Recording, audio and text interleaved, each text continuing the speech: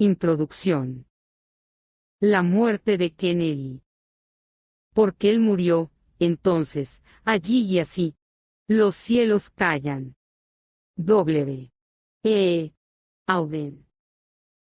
La muerte del presidente Kennedy modificó muchas vidas, originó muchos libros, incluso este, aunque parezca extraño. Auden hace la eterna pregunta esta, que está más allá de aquellas otras que nos mantuvieron pegados al televisor durante aquellos días de noviembre y al tumulto de palabras de nuestros diarios y revistas. Una de las raras historias de periódico, que fue más allá de los hechos oficiales obvios de la tragedia, pero que, indirectamente, proporcionó un deseo de responder a lo que no tenía respuesta, apareció en el New York Tribune Sunday Magazine, el 12 de enero de 1964, con la autoría de Tom Wolfe. Nada, en su título, San Paco en la Segunda Avenida, nos habría hecho creer que hubiese una relación con lo sucedido en Dallas más tarde. Su primer párrafo, sin embargo, ya era para hacernos detener en su lectura y pensar. Abdul Karim Qasem, el presidente Ngodin Diemi, el presidente Kennedy, eran San Paco y ahora están muertos, asesinados, destruidos por el destino de los Sanpaku, lo que es más que coincidencia, y debería constituir una señal de alarma para los hombres. Las naciones, afirma la macrobiótica, conforme, fue demostrado por su líder, George Osawa, el profeta japonés del principio único. Yo mismo, como viejo reporter, profundamente consciente de las limitaciones de la profesión, pasé ligeramente los ojos por algunos párrafos dislocados. De una manera, hasta cierto punto, ambivalente, el artículo se refería a un extraño número de personas que comían caza, arroz, pescado y gergelín semilla de sésamo tostada y salada, en la parte baja de la Segunda Avenida, y relacionaba esto, de cierto modo, con el éxodo de algunos neoyorquinos que huyeron de Long Island en 1961 para California para escapar de las emanaciones atómicas. Pero ¿cuál es el destino de un Sanpaku? ¿Quién es ese extraordinario profeta japonés? Bien, al final del reportaje, en otra página, estaba explicado que Sanpaku significa no solamente una enfermedad del cuerpo, sino también una condición peligrosa del espíritu y de la psiquis. Todo el sistema del hombre, Sanpaku, está fuera de equilibrio, quedando sujeto a accidentes y muerte trágica. La parte blanca, visible abajo del iris de los ojos, establece la condición conocida como Sanpaku. En agosto pasado, continuaba el extraño artículo, George Osawa, en su apartamento del Hotel Wentworth, desparramó frente a él, en la mesa del café, unas cuantas fotos de personalidades célebres, entre otras las de Marilyn Monroe, Karim Qasem, presidente Diem y presidente Kennedy. El presidente Kennedy atravesará dificultades muy graves, en un futuro próximo, dijo un reporter, y según dicen sus seguidores, llegó a hablar confidencialmente sobre un final trágico. Un reporter. ¿Qué reporter? ¿Será que esta notable predicción de asesinatos de 3 jefes de Estado llegó a ser publicada en los diarios? El presidente Kennedy era uno de los más ávidos lectores de diarios. ¿Será que leyó la profecía? ¿Y sus médicos? ¿Y el servicio secreto? Indiscutiblemente, el artículo ocasionó más preguntas que respuestas. Finalizaba con la mención directa del profeta japonés que, se decía, predijo la muerte de Gandhi, de Hitler, y el fin del colonialismo británico, en la India, llegando a ser condenado a muerte, en el Japón, por haber predicho la derrota absoluta de su propio país durante la Segunda Guerra Mundial. Miles de americanos leyeron mi predicción de la muerte de Kennedy.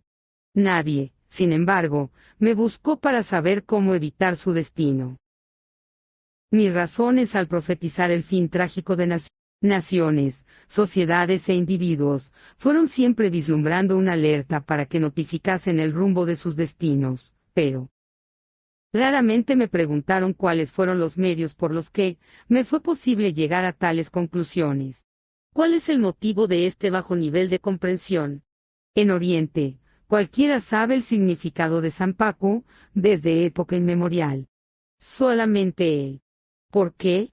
Fue olvidado. Sois todos más o menos Sanpaku. Tenéis que curaros vosotros mismos, antes de interesaros por cualquier otra cosa.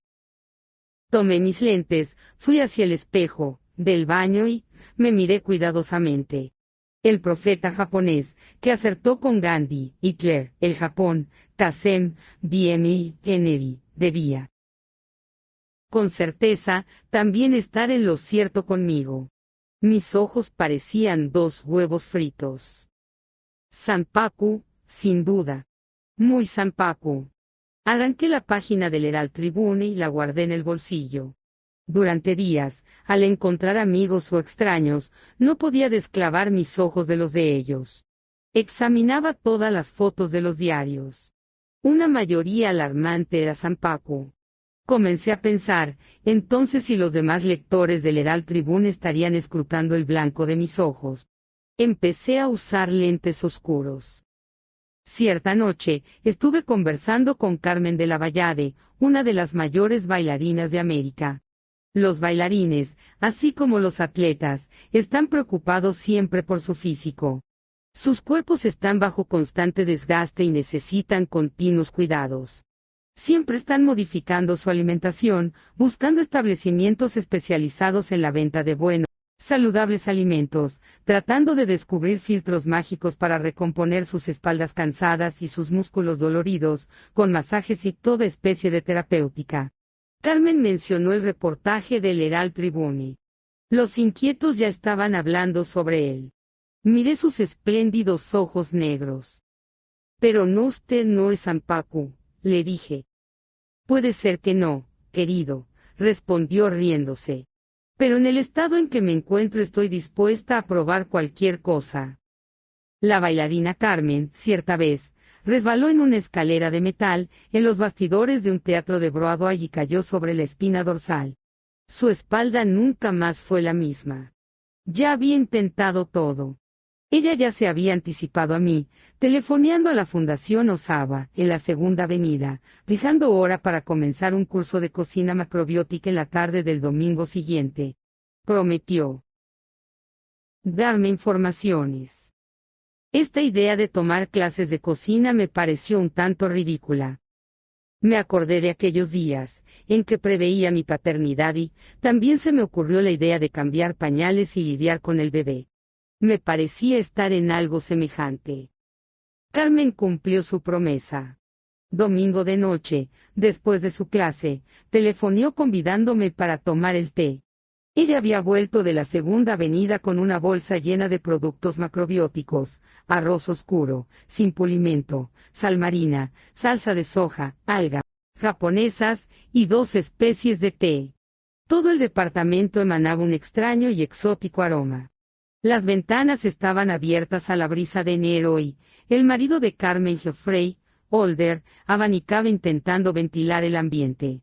Sucede que el té macrobiótico precisaba ser tostado en una sartén colocada sobre el fuego. En la primera tentativa, se quemó y Carmen tuvo que tostarlo nuevamente. Precisábamos esperar un poco por el té.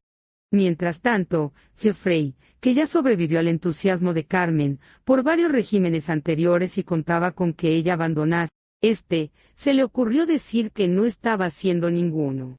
Como defensa inmediata, Carmen me mostró un libro que había comprado en la Segunda Avenida. Era una publicación de pocas páginas, titulada Macrobiótica Zen, el arte de longevidad y rejuvenecimiento, por G. Osawa. La palabra Zen estaba en letras grandes y el resto en impresión pequeña. Esto ya era bastante para desinteresarme dada mi aversión por las recientes olas de Satori artificiales. Comencé a hojear el libro, mientras aguardaba que curtiese la segunda porción de té. A pesar de estar escrito en un inglés básico y precario, había sido impreso en el Japón, lo que explicaba su dimensión bizarra, sus errores ortográficos, transposiciones de líneas y errores tipográficos. Si los tipógrafos americanos intentasen componer un libro con letras japonesas, ciertamente lo habrían hecho peor. Me sorprendió que el Herald Tribune no hubiese hecho la menor alusión a los libros escritos por el profeta japonés. Carmen me prestó el pequeño libro por aquella noche. Y durante las 12 horas siguientes no lo solté. Leí y volví a leer. Ningún otro libro me impresionó tan profundamente. Porque yo era Sampaku. Era tan claro como si estuviese escrito en una pared.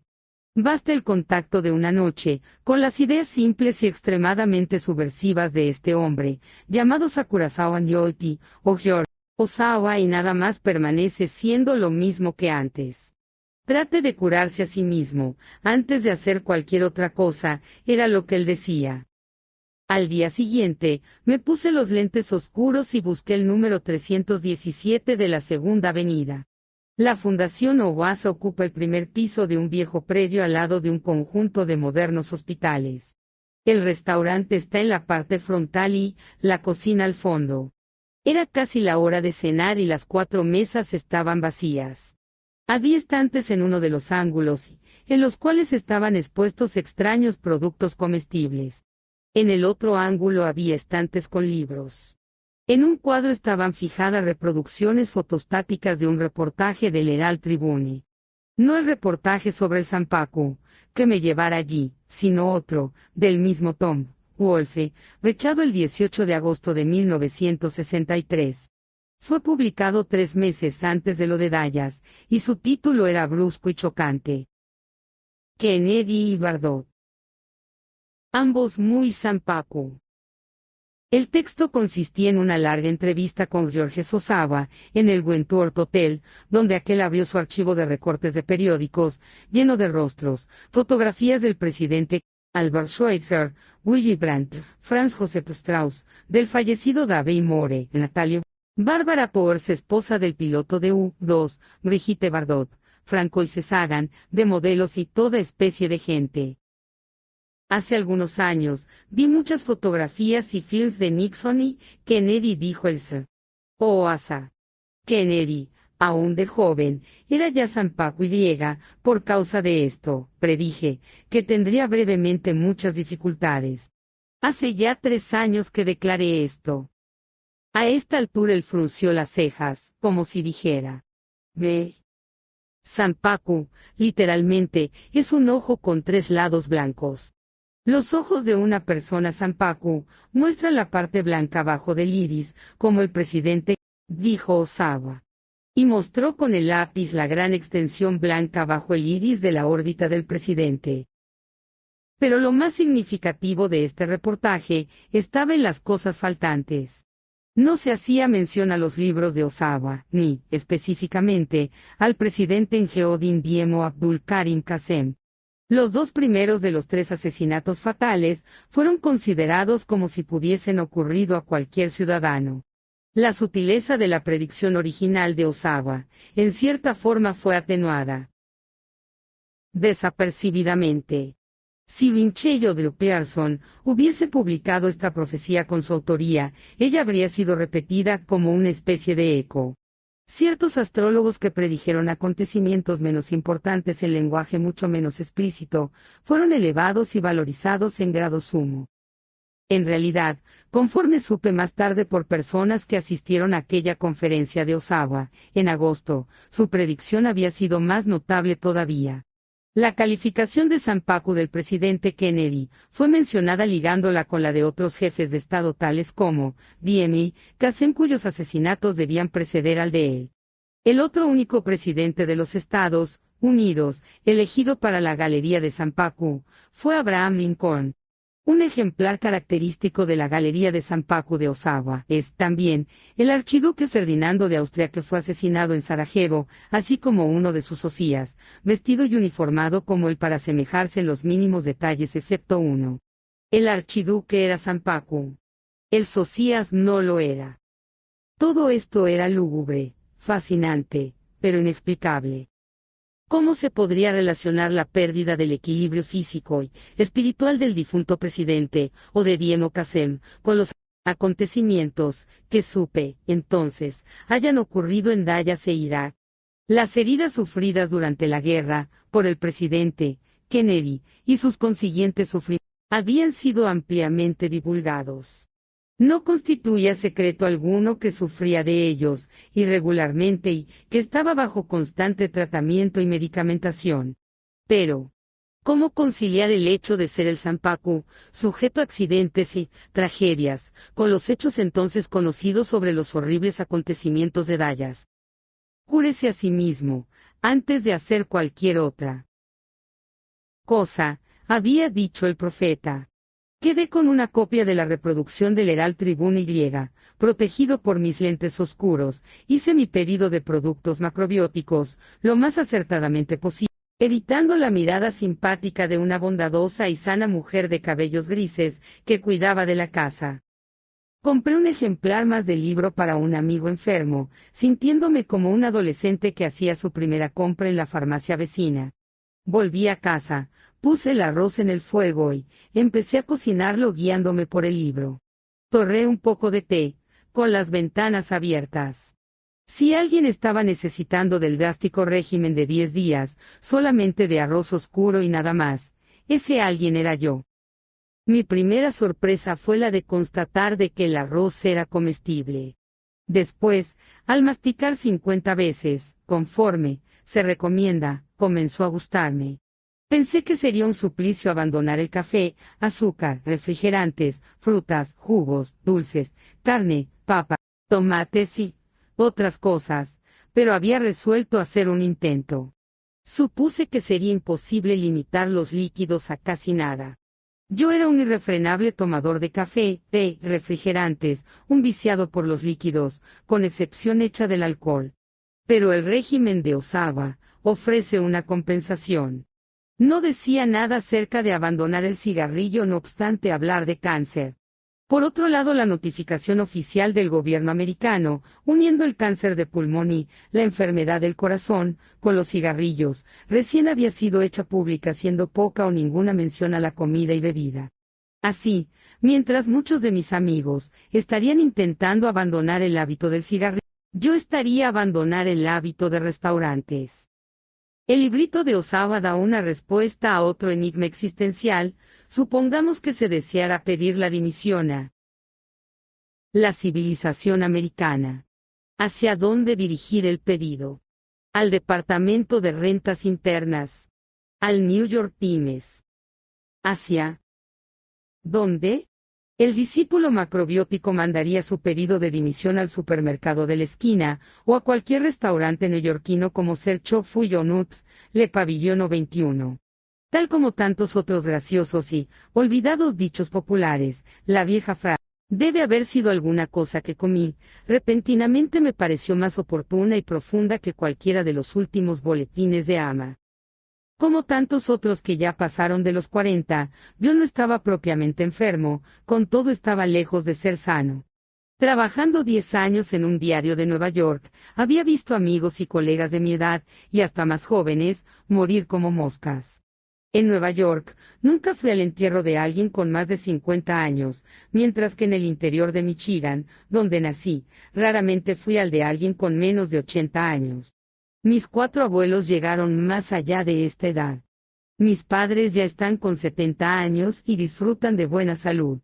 Siempre fui saludable, hasta que pasé 4 años, en el ejército, durante la última guerra, 2 de ellos, en el norte de África y Europa. La mayor parte de mi experiencia, con la medicina americana, fue con la de su caricatura, la medicina del ejército.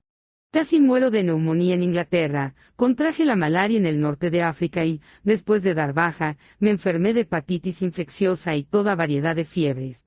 Después de la lectura de Osawa, volví mi atención hacia el hecho de que durante toda mi experiencia y contacto con los médicos de Estados Unidos no conseguía recordar uno solo de las docenas que me trataron, que hubiesen manifestado la menor curiosidad respecto a lo que comía y bebía.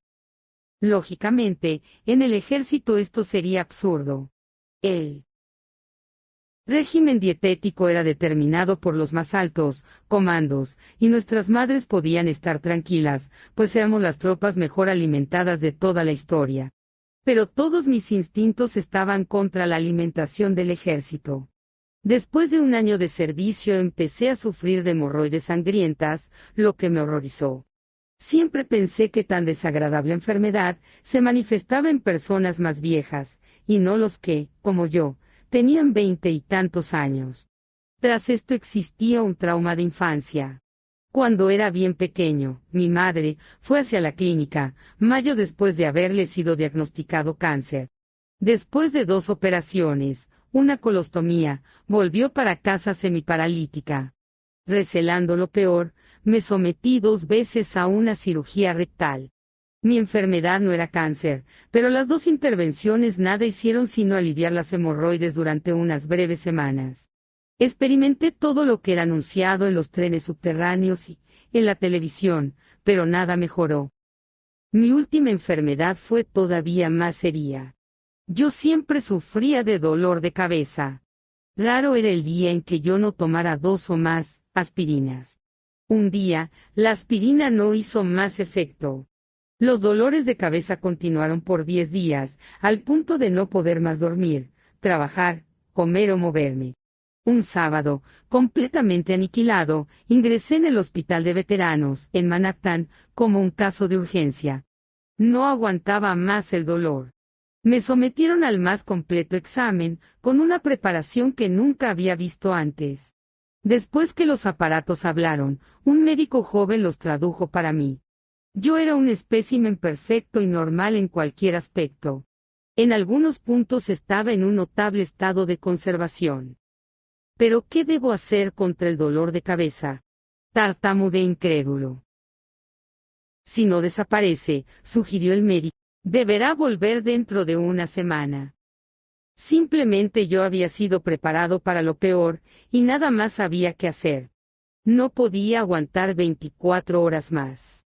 Llamé por teléfono, entonces, a un practicante, conocido, un hombre inteligente y poseedor de excelentes credenciales médicas, que nunca quiso practicar la medicina ortodoxa. Me dijo que fuera a buscarlo. Me preguntó sobre mis exámenes. Tomó una jeringa larga y derramó algo muy frío en mis fosas nasales. Después de 1 hora sentí algún alivio. Conocía lo suficiente sobre drogas como para saber que había sido cocaína. Bien, pensé conmigo mismo, es así que el derrumbe comienza. Posteriormente, me dio algunas instrucciones por escrito. Absolutamente, no fumar. Nada de café. Avena con leche y azúcar por la mañana. Arroz en el almuerzo. Arroz con gallina para la cena. Su diagnóstico: hipotensión postural, disminución de circulación. Me dio algunos ejercicios calisténicos para hacer varias veces por día. Seguí su consejo y obedecí el régimen. Abandonar el café y los cigarrillos significaba, para mí, casi la imposibilidad de trabajar, pero resistí hasta conseguir una mejoría temporal. Infringía, entonces, comenzando a fumar. Cuando el dolor de cabeza volvía, dejaba nuevamente los cigarrillos.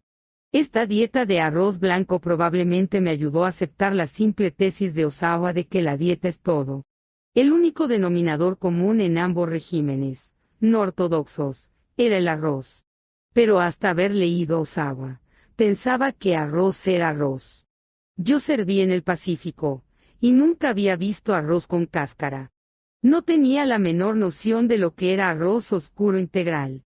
Sabía la diferencia entre pan integral y pan blanco.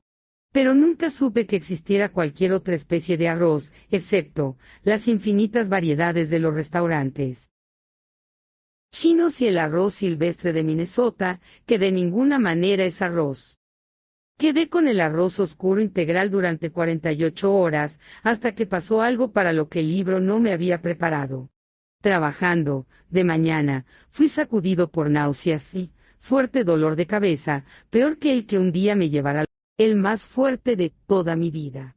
Era un punto crítico por el cual tenía que pasar. Intenté soportar, pero era una tortura.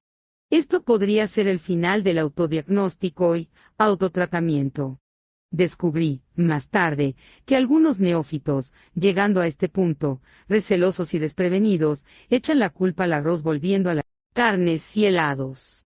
Pero mi instinto me llevó a relacionar mis síntomas con aquello que ya sabía sobre la cura de los toxicómanos.